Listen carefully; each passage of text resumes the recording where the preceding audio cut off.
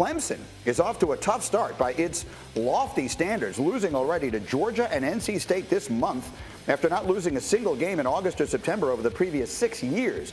That loss to the Wolfpack over the weekend, snapping a 36-game win streak against unranked opponents, which was the second longest active streak entering play this week. And the Tigers are now rated 25th in the AP poll, which ends their run of 97 straight weeks in the AP top 10, which is the third longest streak in the history of the poll. And so we have Robert Griffin III with us today, our college analyst, and we bring in Heather and Paul as always. And so, Heather, I think it is one of the questions I'm hearing people ask. Are Clemson's days as a national powerhouse, have we seen that come to an end? No, absolutely not. They have lost 2 games. I mean, listen to this. They are in the midst of their 7th top 10 recruiting class. Clemson's offensive efficiency right now, guys, is 75th in the country.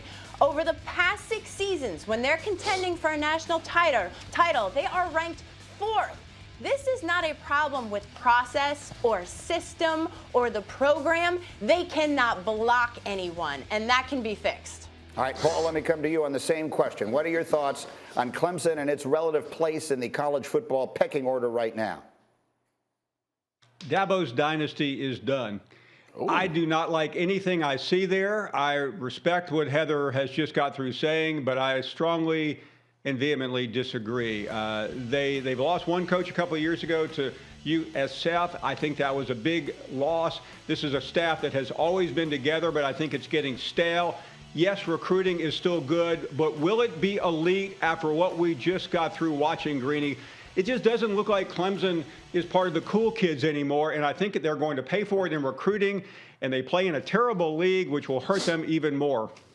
RG3, let me come to you on that thought, because they've gone back-to-back superstar quarterbacks, obviously, in Deshaun Watson, into Trevor Lawrence, and now they go right to Uiagalelei, who we thought was going to pick up the baton and run with it, and we haven't seen it. What is wrong with that offense? Greeny, I got to say first, it's DJ Uiagalelei, and I don't agree. I don't agree with Paul. I don't think maybe they're taking too much off the top for Paul there. Clemson's not done as a power. They're not done as a national power. I really believe that their offense is really the key for them. They have to learn to adapt to the times, right? The days of lining up and just steamrolling people because you have better athletes are over.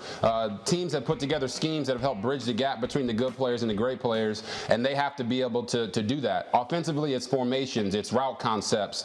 They have to have more variety there. But I also think they have to make a mental decision to go ahead and ride the coach of DJ Uiagalelei. I called the game last week, and I saw him go out there and make some plays that most quarterbacks can't make. So I wouldn't be opposed to them just spreading it out, using their length at receiver, the athleticism that they have, and the size, and letting DJ throw it on first, second, and third down, because they're not run blocking well. You're not pass blocking that great, but it's better than their run blocking. So you just got to make a decision and move forward that way. But I do not think Clemson is done. Dabo's a great coach.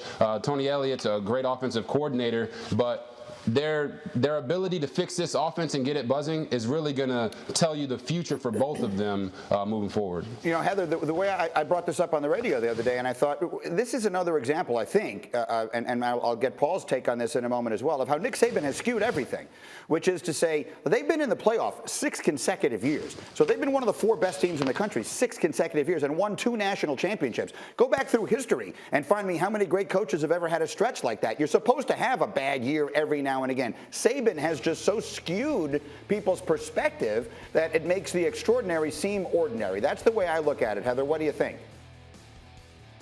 I agree with you. And when you look at Dabo Swinney, his winning percentage right now is over 80%. He's right behind Nick Saban. In order to get to the College Football Hall of Fame, your winning percentage has to be 60%. So if you take it into perspective, like you're saying, he's right behind Nick Saban. And yes, Saban has absolutely skewed it. That's why he's making $1 gazillion, because nobody can beat him.